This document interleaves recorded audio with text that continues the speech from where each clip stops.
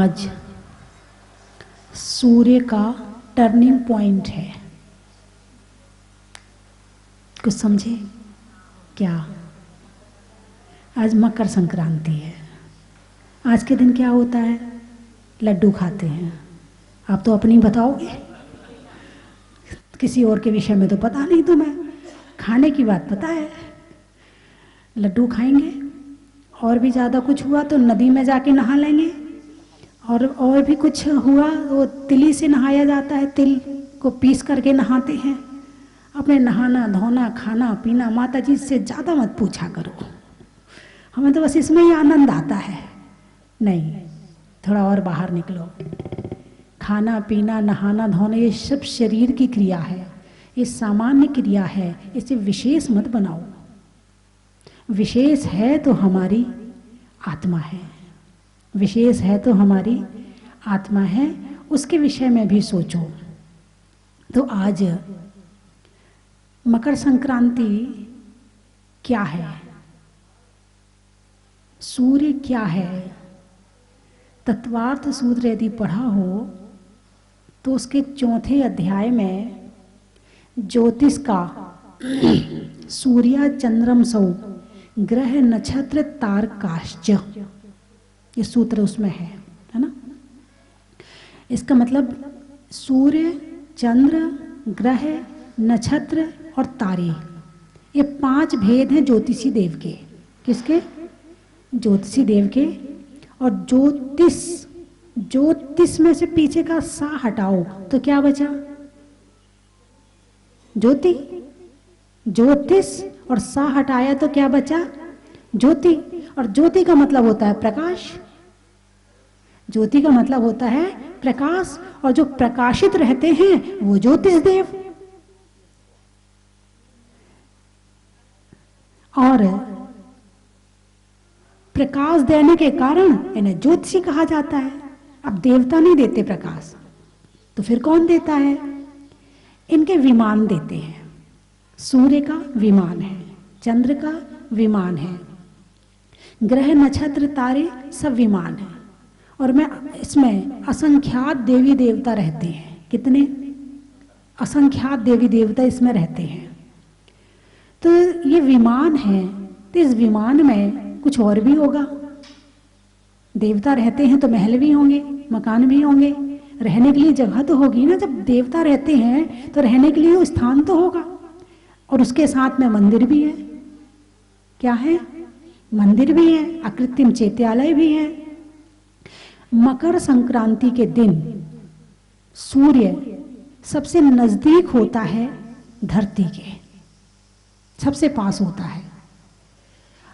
और आंखों में अभी इतनी ताकत नहीं है सामान्य लोगों के कि उसके अंदर बैठे हुए उसमें विराजमान अकृत्रिम जिनालय के दर्शन कर सके।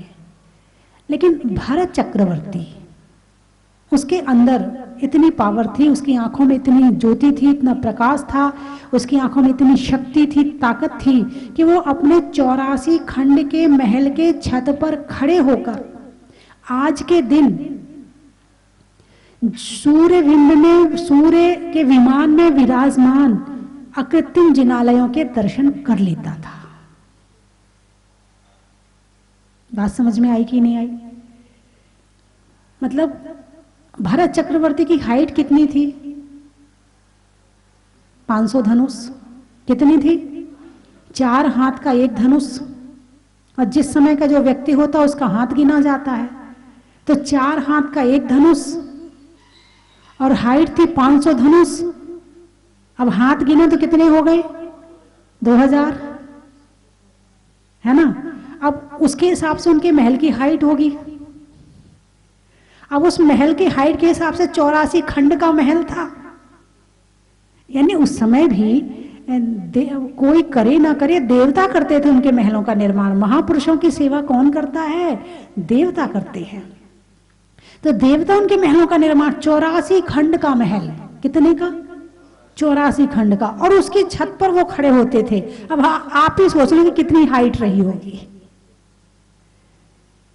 इसीलिए वो सूर्य को नमस्कार करते थे। तो हमारे यहाँ सूर्य को नमस्कार किया जाता है, लेकिन क्यों?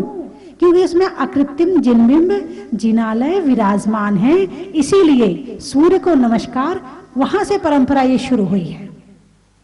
अब सूर्य का काम है चलना, पूरे समय चलते रहता चलते रहता चलते रहता, पूरे समय घूमते रहता है। अब आप सोचते हो कि रात को थोड़ी चलता है, आपका कहना यही हो सकता है, रात को तो अंधेरा हो जाता, तो सूर्य कहाँ चल रहा है? यहीं तो अंधेरा हुआ है, कहीं और जाके प्रकाश कर रहा है। आपको पता है ना कि यहाँ और अमेरिका में 23-24 घंटे का फर्क है दिन और रात में, है कि नहीं? कहीं 2 घंटे लेट निकलता है, कहीं 2 घंटे जल्दी निकलता है। यहाँ सूर्य का प्रकाश, यहाँ सूर्य कब निकलता है उसका समय अलग है। आसाम गुवाहाटी में सूर्य कब निकलता है उसका समय अलग है। यहाँ अस्त कब होता है उसका समय अलग है। हमें लगता है कि वो अस्त हो गया, तो अस्त होने का मतलब वो समाप्त नहीं हो गया, कहीं जाके सो नहीं गया है। नहीं तो आप सोचोगे जैसे हम रात में सो जाते हैं, जैसे सूरज भी कहीं जाके सो जाता होगा। नहीं, सूरज सोता नहीं है कहीं भी जा करके, वो यहां से गया है तो वो कहीं और गया है, वो चल रहा है, वहां भी चल रहा है। 2 घंटे पहले में यदि वहां और यहाँ में 2 घंटे का अंतर है तो कहीं और जाएगा तो वहां का अंतर यहाँ से हो जाएगा। लेकिन सूरज तो है, कहीं भी दे रहा है प्रकाश, चाहे अमेरिका में, चाहे चीन में, चाहे जापान में, सूरज तो एक ही है ना। हालांकि भगवान महावीर ने कहा है कि जम्बू द्वीप में 2 सूर्य 2 चंद्रमा है। कितने हैं? 2 सूर्य और 2 चंद्रमा है। अब जम्बू द्वीप बहुत बड़ा है, 1 लाख योजन का, बहुत बड़ा है जम्बू द्वीप। भारत क्षेत्र बहुत छोटा सा है। तो ये क्या करते हैं, सूर्य जो है परिक्रमा लगाते हैं। किसकी परिक्रमा लगाते हैं? सुमेरु पर्वत की परिक्रमा लगाते हैं। किसकी लगाते हैं? अब ये सुमेरु पर्वत है, इस साइड में भरत क्षेत्र है, इस साइड में ऐरावत क्षेत्र है, इधर विदेह क्षेत्र है, इधर विदेह क्षेत्र है, बीच में 6 पर्वत हैं, और भी वहां पर भोग भूमि आदि है। तो सूर्य ऐसे घूम रहा है।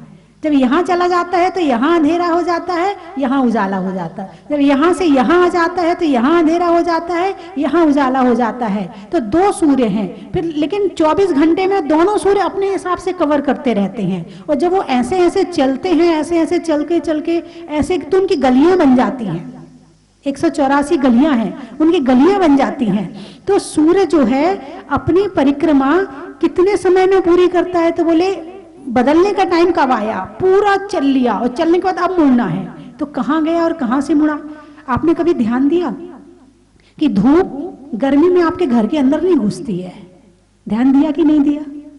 आपके अंदर घुस घुस के आती क्या खिड़कियों से गर्मियों में? कहने आज तक ध्यान ही नहीं दिया हमने, पता ही नहीं है हमें। तो हम जीते तो हैं मगर हमें कुछ नहीं पता अपने खाने पीने, परिवार, बच्चे, दुकान और मकान, इसके सिवा इससे ज्यादा हमें कुछ नहीं पता। सूरज क्या है, चांद क्या है, तारे क्या, हमें कुछ नहीं पता है। अरे इस दुनिया में आए बस खाने पीने में रह गए, इससे ऊपर ही नहीं उठ पाए। तो सूर्य जो है आज के दिन उत्तरायण में आ गया। उत्तरायण का मतलब ये उत्तर हो गया, ये दक्षिण हो गया। तो ये जो जुलाई के महीने की 14 जुलाई या अगस्त, जुलाई के महीने की 14 तारीख से ये दक्षिणायन में आ जाता है, यानी इस तरफ झुकना शुरू हो जाता है दक्षिण की तरफ। और जब निकलता है तो ऐसे निकलता है और ऐसे अस्त हो जाता है, ऐसे निकलता है ऐसे अस्त हो जाता है, दिन छोटा हो जाता है, उसका रास्ता कम हो गया। यहां से निकला यहां अस्त हो गया, यहां से निकला यहां अस्त हो गया। अब ये दक्षिण के बहुत किनारे में आ गया। अब आज के दिन से वापस होगा, फिर यहां से बढ़ना शुरू हो जाएगा, फिर ऐसे ऐसे चलते चलते चलते चलते चलते चलते आएगा और ये ऐसे हो जाएगा, बिल्कुल सीधा हो जाएगा। तो ये हो गया उत्तरायण में। उत्तरायण का सूर्य शुभ माना है और दक्षिणायन का सूर्य उतना शुभ नहीं माना है। चाल है, दक्षिण की चाल है, दक्षिण की चाल तो आप जानते ही हो। और उत्तर तो उत्तर ही होता, उत्तर की विशेषता तो सबको पता है। तो पिछले वर्ष जो पंच कल्याणक यहाँ हुआ था, सबका बड़ा दबाव था मेरे ऊपर कि मंदिर का भी काम हो नहीं पाएगा। जुलाई अगस्त सितंबर तक लोग मेरे पीछे पड़े रहे कि अभी भी कैंसिल कर दो, काम नहीं हो पाएगा। मैंने कहा काम हो और ना हो। पंच कल्याणक होगा तो इसी डेट में होगा, उत्तरायण में होगा। सबने कहा नवंबर में करो, मैंने कहा दक्षिणायन में पंच कल्याणक नहीं करूंगी। और फिर मैंने वही किया और फिर उसका रिजल्ट आपने स्वयं देखा कि हमने पंच कल्याणक करा लिया तो करा लिया, वरना तो फिर नवंबर में तो नमो सिद्धाड़म कल्पना छोड़नी पड़ती कि पंच कल्याणक हो भी सकता है, फिर तो इसके अलावा कुछ नहीं रह जाता।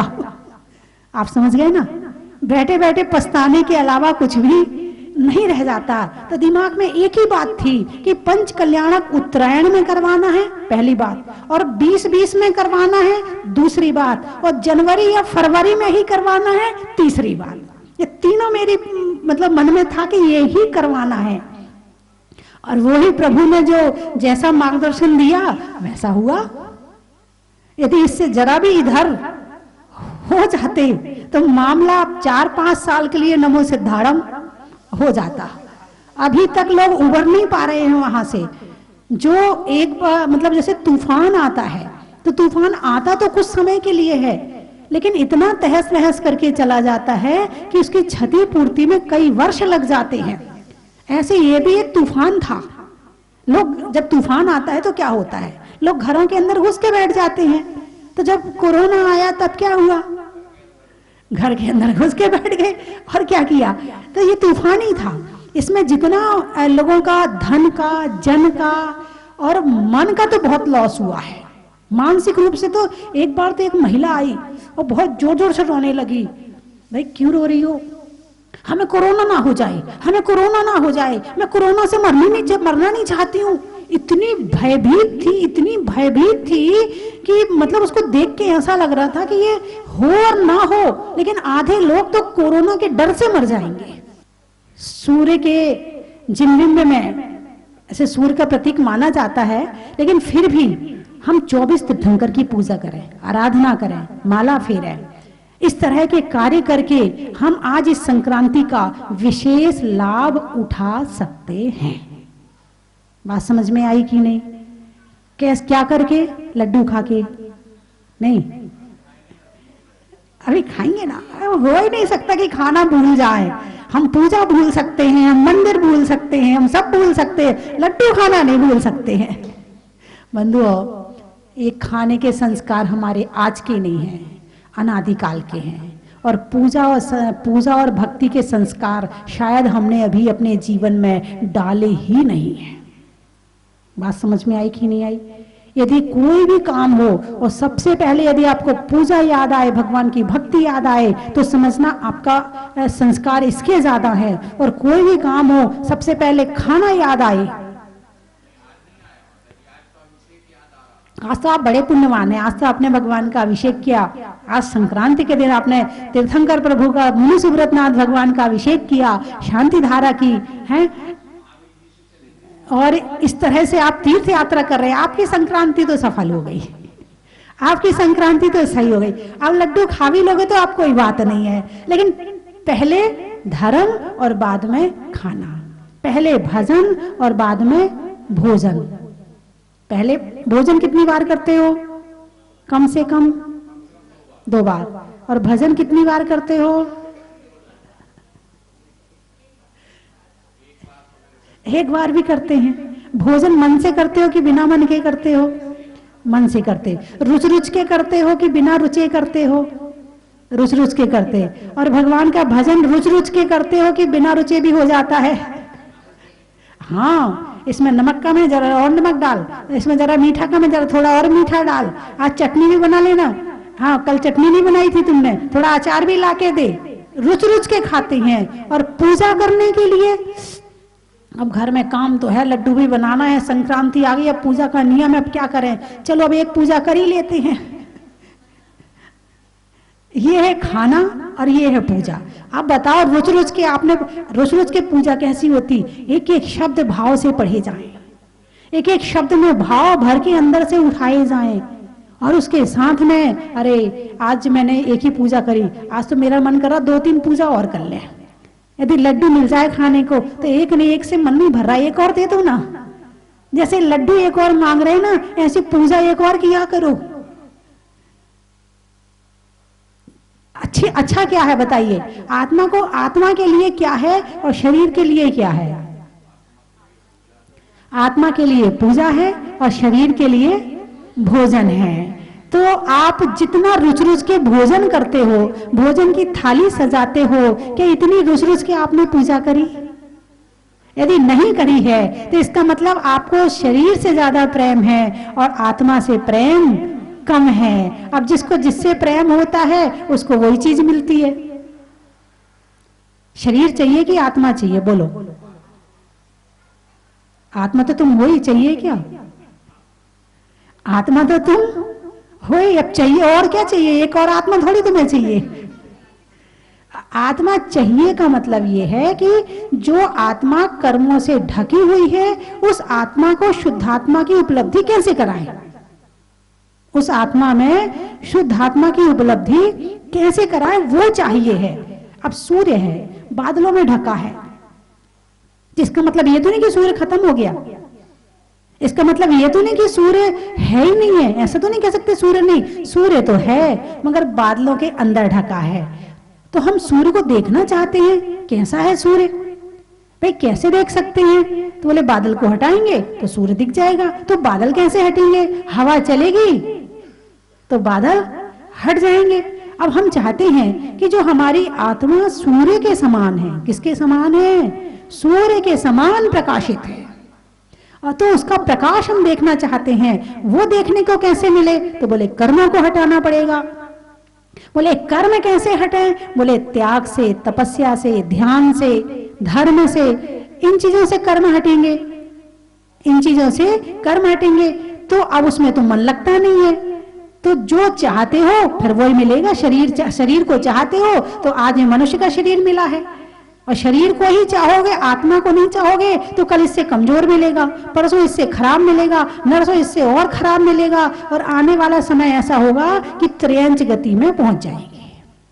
अरे यदि आत्मा को चाहोगे, आत्मा के लिए धर्म करोगे, ध्यान से करोगे, भक्ति से करोगे, भावों से करोगे, तो आत्मा से करने में शरीर अगले जन्म में और अच्छा मिलेगा, फिर उसके अगले जन्म में और अच्छा मिलेगा, फिर और धर्म करोगे फिर और अच्छा मिलेगा। फिर एक दिन ऐसा आएगा कि शरीर की जरूरत ही नहीं पड़ेगी, कि जो सुख हम शरीर से ले रहे हैं वो डायरेक्ट हमें आत्मा से मिलने लगेगा। तुम अपने घर में 4 लाइट 4 बल्ब जलाते हो, फ्रिज कूलर चलाते हो तो बिल आ जाता है। बोलिए आता कि नहीं आता? यह है इंसान की शक्ति, और सारी दुनिया को प्रकाशित करता है और लेता कुछ भी नहीं है। यह है प्रकृति की शक्ति, यह है सूर्य की शक्ति है। सूर्य अकेला होकर भी सारी दुनिया को प्रकाशित कर रहा, और प्रकाशित ही नहीं कर रहा है। यदि आपके शरीर में विटामिन की कमी हो जाए तो डॉक्टर क्या कहता है? ये नहीं कहता लाइट में बैठो कहता है क्या? यानी इंसान ने लाइट तो बना ली मगर सूर्य की धूप नहीं बना सकता है। डॉक्टर आज भी कितने वैज्ञानिक पैदा हो जाएं मगर सूर्य का काम नहीं कर सकते। वो अपने आप को बड़े होशियार भले समझ लें कि हमने प्रकाश दे दिया, हमने लाइट बना दी है, मगर सूर्य नहीं बना सकते हैं वो। यदि सारी दुनिया भी इकट्ठी हो जाए तो सूर्य का निर्माण नहीं कर सकती है। तो प्रकृति प्रकृति है, और इसका उपयोग हमें कैसे करना है, क्या करना है, शास्त्र पढ़ो आपको सारा मिल जाएगा। बिना पढ़े कुछ भी मिलने वाला नहीं है। बिना पढ़े तो बस क्या हो सकता है? खाना पीना, सोना, उठना बैठना, बच्चों का पालन पोषण, लड़ाई झगड़े, कषाय, ईर्ष्या, क्रोध, मान, माया, लोभ, हिंसा, झूठ, ये बिना पढ़े लिखे का तो यही काम है। और पढ़े लिखे हो जाए तो फिर बुद्धि इसमें लगती नहीं है, फिर तो बुद्धि अपनी अलग काम करती है। तो सूर्य की जितनी शक्ति है ना, आप भक्तांबर पढ़ते हो, करोड़ों सूर्य, करोड़ों कोटि सूर्य सम, वो लाइन मुझे याद नहीं आ रही है, हैं? करोड़ों सूर्य भी इकट्ठे हो जाएं तो एक आत्मा का प्रकाश उससे ज्यादा है। करोड़ों, ये तो एक सूर्य की बात चल रही है। समूह शरण में सूर्य और चांद नजर नहीं आते हैं, वहां धूप आदि दिखती नहीं है। क्यों? वहां भगवान का आभा मंडल, भगवान का प्रकाश इतना होता है कि ये सारे फीके पड़ जाते हैं। वो सूर्य तो बादल हट जाएंगे तो दिख जाएगा, लेकिन इस सूर्य को भी जो अंदर में है इसको भी देखने का प्रयास करो। इस सूर्य से तो केवल बाहर का काम होता है, लेकिन आत्मा का सूर्य प्रकट होने से अनंत सुख की प्राप्ति होती है, अनंत ज्ञान की प्राप्ति होती है। अभी तो हम जो ज्ञान कर रहे हैं बहुत थोड़ा ज्ञान है, बहुत थोड़ा ज्ञान है। बाकी चर्चा कल करेंगे क्योंकि समय हो गया है। तो आज आपने भगवान का अभिषेक किया, शांति धारा की, और आप लोगों ने यहाँ आकर भगवान की भक्ति की। ऐसे ही करते रहो। कम से कम छत पे नहीं चढ़ पाए तो सीढ़ियाँ तो चढ़ते रहो, कभी ना कभी तो छत पर पहुंच ही जाओगे। प्रवचन तो सुनते रहो, भगवान का अभिषेक पूजा तो करते रहो, कभी ना कभी तो छत पर पहुंच ही जाएंगे। डोर बंधी रहेगी तो कभी ना कभी, हाँ करंट तो आ ही रहा है ना, अभी थोड़ा आ रहा है, फिर ज्यादा आएगा, फिर और ज्यादा आएगा, धीरे धीरे आगे बढ़ते चले जाएंगे। चलने में पाथ का, मित्रों में साथ का, तीर्थंकरों में मुनि सुब्रत नाथ का, पंखा में झलने का, बच्चों में पलने का, और भगवान के जमीन से निकलने का बड़ा ही महत्व है। हिंदी में मात्रा का, स्कूल में छात्रा का, आज आपकी जहाजपुर की यात्रा का बड़ा ही महत्व है। अनाज में दाने का, इनाम में पाने का, और आज आपके यहाँ आने का बड़ा ही महत्व है। गाने में सुर का, नृत्य में नूपुर का, और आने वालों में जबलपुर का बड़ा ही महत्व है। जंगल में मोर का, बच्चों में शोर का, और आने वालों में इंदौर का बड़ा ही महत्व है। जीवन में जरा का, रंगों में हरा का, और आने वालों में आगरा का बड़ा ही महत्व है। और कहाँ से आए हैं? केकड़ी। भोजन में बड़ी का, बूढ़ों में छड़ी का, और आने वालों में केकड़ी का बड़ा ही महत्व है। बेंगलोर। अच्छा, नहीं होने में बोर का, नहीं होने में बोर का, नेता के दौर का, और आने वालों में बेंगलोर का बड़ा ही महत्व है। सलुम्बर। धरती के लिए अंबर का, धर्मों में दिगंबर का, और आने वालों में सलुम्बर का बड़ा ही महत्व है। बालोदा, पालोदा। अच्छा, घर में दादा का, करने में वादा का, और आने वालों में पालोदा का बड़ा ही महत्व है। रसोई में आटा का, फूल में कांटा का, और आने वालों में कोटा का बड़ा ही महत्व है। कोई बचा? नैन। जयपुर। गाने में सुर का, नृत्य में नुपुर का, आने वालों में जयपुर का। आप कहाँ से आए? जूनिया। अच्छा, मनुष्यों में बनिया का, सब्जी में धनिया का, और आने वालों में जूनिया का बड़ा ही महत्व है। बोलिए 24 भगवान की। आज यहाँ आने में बहुत अच्छा लगा। कल मैं महावीर जी में था, महावीर जी से सोच के आया था कि आज मेरे को सवेरे शांति धारा नहीं तो अभिषेक जरूर मिल जाए। हे प्रभु, सोचते हुए आते थे। वहाँ रास्ते में मैं 7:15 बजे यहाँ आया। आपके दर्शन की भी अभिलाषा थी लेकिन नहीं हो पाए सुबह, तो हमने चलो सुबह, रात में नहीं हो पाए तो हमने सुबह करेंगे। एक समय यहाँ था कि जब श्री जी यहाँ विराजमान थे, मैं आया, मैं था, मेरी श्रीमती थी और मेरे बड़ा बेटा और बहू भी थी। इतनी तीव्र इच्छा हुई उस दिन दान देने की कि जिसका हिसाब नहीं। मतलब मैं इनको ढूंढ रहा था कि कहाँ हैं ये। मैं जाप देने बैठी थी, इतनी तीव्र इच्छा। और आज देखते हैं कि क्या भव्य जिनाला यहाँ बन चुका है। इतना अच्छा लग रहा है आना में कि जिसका हिसाब नहीं। आपको लग रहा होगा मैंने सही दिया। हाँ, ये बोले नहीं, जो चंचला लक्ष्मी रहती है दान महाकल्याण, और बहुत बढ़िया बना है। बहुत मतलब कहना चाहिए शब्द नहीं है कि यहाँ इतना अच्छा लग रहा है। जय बोलो मुनि सुब्रत भगवान की जय। जय बोलो सृष्टि भूषण माता जी की जय। जय बोलो आर्या संघ की जय। मौका पड़ा कि मैं जहाजपुर आ पाई। मैं शादी के बाद से बैंगलोर रह रही हूँ और हमेशा समर वैकेशन में आना होता है, तो यहाँ बहुत गर्मी होती है तो हम आ नहीं पाते हैं। पर कोरोना काल का ये कह दो कि हमें फ़ायदा मिला कि बच्चों की ऑनलाइन क्लासेस हैं और हम इस वक्त यहाँ आ पाए।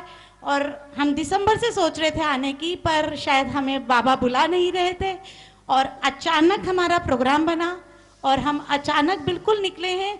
कल हम दिन भर भोजन नहीं कर पाए क्योंकि हम लेकर इतना निकले नहीं और रास्ते में उतनी व्यवस्था मिल नहीं पाई, पर हमको एक सुकून था कि हम शाम को जहाजपुर पहुंच जाएंगे, बाबा के दर्शन हो जाएंगे, हम मंदिर देखेंगे। जब यहाँ पहुंचे तो दिन भर की थकान और सब मंदिर को देखने के बाद और भगवान को देखने के बाद एकदम मिट गई। मन ही नहीं कर रहा था वहां से उठने का, पर लाइट्स बंद होने का और इस सब का समय था तो हम फिर वहां से बाहर निकले। काफी देर हमने बाहर से भी मंदिर को देखा, लाइटें और बाहर की लाइटिंग, हाँ बाहर की लाइटिंग बहुत सुंदर है। यहाँ आने के बाद बच्चों ने भी जो देखा, उन्होंने अंदर से वो विंडोज और ये देखा, बोले मम्मा ये तो पूरा क्रूज जैसा बना हुआ है। और मंदिर के अंदर जो मार्बल है उसमें जो सफाई है, ऊपर दीवारों का काम, सब कुछ इतना व्यवस्थित। यहाँ के पब्लिक वॉशरूम और इवन रहने की व्यवस्था, गर्म पानी हर रूम में आ रहा है, साफ सुथरे बिस्तर हैं, सब कुछ बहुत अच्छा है। यानी मेरा सभी से निवेदन रहेगा कि सभी को एक बार जरूर यहाँ के दर्शन करने चाहिए, बड़े बाबा का आशीर्वाद लेना चाहिए, माता जी का आशीर्वाद लेना चाहिए। मैंने माता जी को भी अभी तक सिर्फ टीवी पे देखा था, उनकी वॉइस वहीं सुनी थी, पर आज लाइव सुनने में एक अलग ही आनंद है और एक अलग ही अमृत माता जी की वाणी से झलकता है। माता जी बहुत बहुत धन्यवाद। जय चिन्ह। लग रहा था कब जल्दी से आपके भी दर्शन हो जाए। मैंने फटाक से उतरी और बच्चों को लेके दर्शन करने आ गई। यहाँ आई, पता चला आप 5 मिनट पहले ही अंदर चले गए। मैंने बहुत रिक्वेस्ट की भैया से कि एक बार दर्शन करा दीजिए माता जी के, बोले अब नहीं हो पाएंगे, माता जी चली गई। मुझे कुछ समस्या थी, मुझे लगा सुबह पता नहीं है दर्शन हो पाएंगे नहीं हो पाएंगे, तो रात में मुझे लग रहा था कब जल्दी से दर्शन हो जाए। मैंने पूरे मंदिर के दर्शन किए, मन इतना सुकून से भर गया, इतना सुकून से भर गया मंदिर देख के। ऐसा लग रहा था कब दर्शन करने मिले, कब दर्शन करने मिले। इतना अच्छा लगा माता जी इधर आके। अच्छा लगा। मैं बहुत दिनों से सोच रही थी कि कब जाऊंगी, आज आने मिला है तो बहुत अच्छा लगा। हाँ, रोज टीवी पे देखते थे और जहाजपुर का मंदिर भी देखते थे तो इतना अच्छा लगता था। आज पहली बार आई हूँ यहाँ। बहुत बढ़िया। अच्छा लगा यहाँ आपके। अच्छा, शिप देख के कैसा लगा आपको? मैं पहले भी आई हूँ यहाँ। तब तो आपको याद ही नहीं होगा। अच्छे लगे। सादा जय जिनेंद्र। इस जहाजपुर तीर्थ क्षेत्र में मैं सन 2017 सितंबर, जब से मेरी नौकरी लगी कोटा में, तब से हम इस तीर्थ क्षेत्र पे आ रहे हैं और तब से लगातार मतलब महीने में 1 बार या 2 बार मतलब हर महीने आना होता ही रहता है। मतलब हमने इस तीर्थ क्षेत्र को तब से देखा है जब यहाँ पे कुछ भी नहीं था, केवल यहाँ पर मतलब कुछ एक टीन, ये वाला टीन शेड था, यहाँ पर कुछ भी नहीं था, जहाज का तो कोई नामो निशान ही नहीं था। और ये आज इतना सुंदर विशालकाय जहाज मंदिर हम जो देख रहे हैं, बहुत ही इतना सुंदर, इतने कम समय में इतना सुंदर बना जिसकी कोई कल्पना भी नहीं कर सकता। माता जी के प्रेरणा से इतना अच्छा यहाँ पर तीर्थ क्षेत्र बना है कि ये पूरे विश्व में विख्यात हो गया। यहाँ पर इस जहाज मंदिर को लिम्का रिकॉर्ड्स में भी इसका नाम आया और कई सारे इसको रिकॉर्ड्स लगातार मिलते जा रहे हैं, गोल्डन बुक में भी आया जैसे भैया बता रहे हैं। और यहाँ पर जो पंच कल्याणक हुआ था वो मतलब इतना वर्ल्ड लेवल का पंच कल्याणक था, इतनी अच्छी सुविधाएं, और 8 दिन का जो महोत्सव होता है, हमारी जो शादियां होती है ना वो भी बहुत कम होती हैं, वो भी 1 दिन में 1.5 दिन में निपट जाती हैं आजकल। लेकिन जो भगवान का जो पंच कल्याणक था, इतना भव्य पंच कल्याणक, 8 दिन का 8 मतलब 8हों दिन इतने उत्साह से सबने यहाँ पे इसमें पार्टिसिपेट किया। 8हों दिन हम लोग मतलब सुबह शाम कभी भगवान का कुछ हो रहा है, कभी कुछ हो रहा है, सुबह से लेके अभिषेक से लेके रात तक कुछ होता रहता था। और इतनी अच्छी माता जी ने व्यवस्था रखी थी, इतने अच्छे रूम्स, मतलब जैसे रिजॉर्ट्स के रूम होते हैं ना, वैसे यहाँ पे इतने अच्छे सुंदर रूम्स। और इतने लोग आए, पूरे देश भर से लोग आए। पहले दिन गवर्नर साहब भी आए थे, इतने सारे लोग आए यहाँ पर।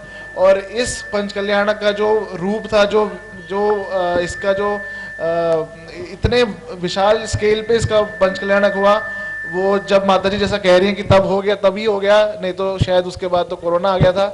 तो माता जी की ये दूरदर्शिता ही है कि जो हमें इस भगवान को हमें वहाँ पर विराजमान करने का सौभाग्य मिला। और मतलब भगवान है ना, शायद आप लोग तो कई बार आ चुके हैं, मैं अपना बताता हूँ। एक बार आने के बाद यहाँ पे आदमी कई बार आता है और मतलब जैसे ही हम मेरे जो पापा हैं वो तो उनकी पोस्टिंग हो गई, चंडीगढ़ चले गए, लेकिन वहाँ से वो छुट्टी लेके पूरे पंचकल्याणक में रुके 10 दिन की। शायद इतनी छुट्टी कभी नहीं मिलती है सरकारी नौकरी में, लेकिन पूरी छुट्टी लेके आए थे और पूरे 10-12 दिन, 8 दिन तो यहाँ और 2-4 दिन आने जाने के।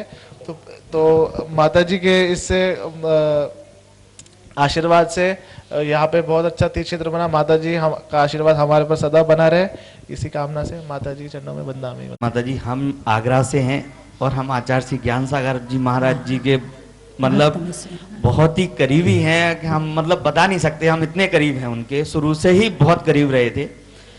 तो एक्चुअली माता जी हम निकले थे 10 तारीख को आगरा से गए हम चूलगिरी से पदमपुरा से माउंट आबू, वहाँ पर दिलवाड़ा मंदिर देखा। एक्चुअली हमारा दिगंबर जैन मंदिर में कुछ वहाँ पर रिनोवेशन चल रहा था, इस चक्कर में वहाँ का दर्शन नहीं हो पाए। जहाजपुर के दर्शन किए बगैर मत आना, क्या बात, आगरा मत आना वापस। भैया हमारे जब के आए हुए हैं, जब ये मुनीश्वरनाथ की मूर्ति भगवान की यहाँ पर विराजमान थी, भैया पहले देख चुके हैं, हम लोग नहीं आए थे। तो भैया ने कहा ठीक है अब चलो, सबका विचार बन गया है तो जहाजपुर के दर्शन करते हुए चले। हम रात को आए, यहाँ पर रुके, तो मैं बता नहीं सकता कि अकल्पनीय दृश्य था यहाँ का देखने लायक, क्योंकि मैं शायद पहले कभी आया नहीं था। मैंने अपने फादर को फोन किया तो बोले बेटा ठीक है अब आप हुआ है, अब आप आ जाओ, फिर हम आपके साथ चलेंगे। मैंने कहा ठीक है पापा जी, मैं आपको जरूर लेकर आऊंगा। तो मतलब मैं कल्पना नहीं कर सकता, हमें आज सुबह 7 बजे निकलना था। अब मैं बता नहीं सकता माता जी, भैया को भी बहुत सारा काम है, मतलब हमारे आज भाग्य लिखे थे कि आज हमें शांति धारा करनी है, प्रभु के दर्शन करने हैं, उनके चरण स्पर्श करने हैं। तो वही समझ लो हमारे भाग्य ऐसे थे जो आज हमें ये वाला मौका मिला। 7 बजे निकलना था माता जी और 10:30 होने को आए हैं। तो मैं ये बता नहीं सकता कि हमारे भाव कहाँ लग रहे हैं कहाँ नहीं, और क्या आगे होने वाला है वो भी नहीं पता। और जो कुछ हो रहा है बहुत अच्छा हो रहा है। बंदा हुई माता। तो वो टीन शेड था, विराजमान थे, और रास्ते में मैं कहा था कि रात को लौटेंगे, यहाँ व्यवस्था नहीं मिलेगी रुकने करने की, रियल में, क्योंकि हम जब आए थे तो कुछ भी नहीं था। तो बाहर से ही दर्शन करके गए थे, मैं बता नहीं सकता कुछ भी नहीं था। और लेकिन जब यहाँ आके केवल लाइट देखी थी, मैंने आप कुछ नहीं, रात को यहीं रुकेंगे, जो होगा सुबह निकलेंगे। और सौभाग्य देखिए सब कुछ हुआ, आपके दर्शन भी हुए माता जी, सोच नहीं सकते थे माता जी। बहुत बढ़िया, बहुत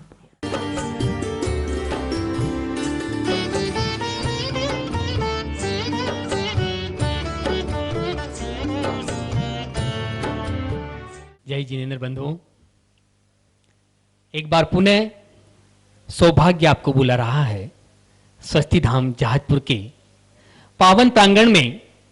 मुनीश्वरनाथ भगवान की छत्र छाया में सहनाइयां गूंजने वाली है। बड़े बाबा को जहाज मंदिर में विराजमान होने के शुभ अवसर पर 6 और 7 फरवरी 2021 को एक द्विदिवसीय वार्षिक महोत्सव रखा गया है। बंधुओं, 6 फरवरी का कार्यक्रम सुबह अभिषेक शांति धारा मूल नायक मुनीश्वरनाथ भगवान का, और उसके बाद 9:30 बजे से एक केवल्य ज्ञान वाटिका यहाँ बनी है, जिसमें 24 तीर्थंकरों के 24 चरण चिन्ह स्थापित किए गए हैं। और उन तीर्थंकरों को जिन वृक्षों के नीचे केवल्य ज्ञान की प्राप्ति हुई थी, उन वृक्षों को लगाया गया है। उन चरण चिन्हों की प्रतिष्ठा होगी। मुझे 24 चरण चिन्हों के लिए 24 स्वधर्म इंद्रों का चयन करना है। प्रत्येक की न्योछावर राशि 21,000 रुपए है। बंधुओं, ऐसा मौका बार बार नहीं मिलेगा। आप मात्र 21,000 रुपए की राशि से स्वधर्म इंद्र बनकर के उन चरणों की प्रतिष्ठा करने का सौभाग्य प्राप्त कर सकते हैं। बंधुओं, उस दिन शाम को सांस्कृतिक कार्यक्रम होगा 6 फरवरी 2021 को। 7 फरवरी वो शुभ दिन है जिस दिन बड़े बाबा को जहाज मंदिर में विराजमान किया गया था। बंधुओं, हम अपना बर्थडे मनाते हैं, एनिवर्सरी मनाते हैं। मैं आपको आमंत्रित करता हूं जहाजपुर में जहाज मंदिर में विराजमान होने के बाद में बड़े बाबा को पहला वार्षिक उत्सव आप पधारें। और उस दिन सुबह 7:30 बजे से बड़े बाबा का 1008 कलशों से महामस्तकाभिषेक होगा।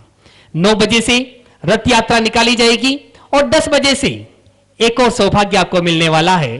पूज्य गुरुमा गणनी आर्य का स्वस्ति भूषण माता जी, जिन्होंने इस स्वस्ति धाम जहाजपुर को पूरे विश्व में प्रसिद्ध कर दिया और जहाज मंदिर की रचना करवा करके विश्व को एक अनुपम कृति, अद्वितीय कृति प्रदान की और ये जहाज मंदिर golden book of world record में दर्ज हुआ। ऐसी पूज्य गुरु मां का संयम के 25 वर्ष पूरे होने जा रहे हैं, तो दीक्षा दिवस मनाया जाएगा उस दिन 10 बजे से। बंधुओं, दोपहर में 1 बजे से एक उत्तंग मानस्तंभ यहां बना है। उन मानस्तंभ की प्रतिमाओं का 1 वर्ष के बाद महामस्तकाभिषेक होने जा रहा है। 1 बजे से महामस्तकाभिषेक होगा, जिसमें 4 तरह के कलश हैं। ताम्र कलश 2100 रुपए, रजत कलश 5100 रुपए, स्वर्ण कलश 11,000 रुपए और हीरक कलश 21,000 रुपए की राशि है। आप अपने परिवार की ओर से एक कलश आरक्षित करवा सकते हैं। मैं तो चाहता हूं आप यहां पर आएं और अपने हाथों से मानस्तंभ की प्रतिमाओं का अभिषेक करें, बड़े बाबा का अभिषेक करें, शांति धारा करें। लेकिन यदि आप नहीं आ सकते हैं तो भी आप अपनी सूचना फोन के द्वारा आप यहां पर दे सकते हैं। पूरे कार्यक्रम का प्रसारण पारस चैनल पे होगा। धन्यवाद। कंचन की थाल को सजाओ रे आज, रत्नों की थाल को भर लाओ रे आज। आओ आओ करे रे गुणगान आरती भगवन की। आओ आओ करे गुणगान आरती भगवन की। आओ आओ करे रे गुणगान आरती भगवन की।